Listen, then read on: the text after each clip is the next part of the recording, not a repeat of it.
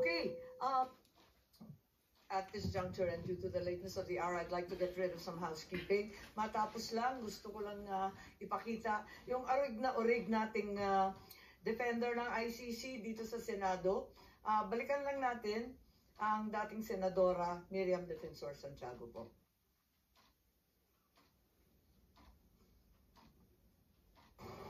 As a benchmark in the progressive developments of international human rights, the court represents a triumph of international criminal justice by establishing individual criminal liability for those responsible for serious violations of the Rome Statute.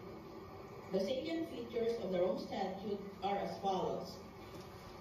Bullet, principle of complementarity, spelled P-L-E, not P-L-I, complementarity.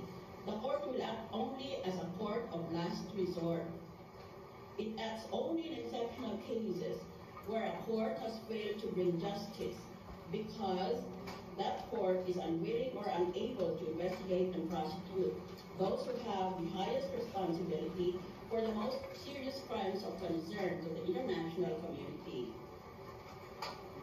Kaya nakikita mo na dito na court of last resort ang ICC at pupunta lang tayo dyan kapag ayaw o hindi kaya ng ating korte dito sa Pilipinas. Ngayon, nangangamba ako pagkat ang SOJ natin sinabi that the families or the victims of the so-called EJK were compelled to sue abroad inasmuch as there was a failure of our justice system.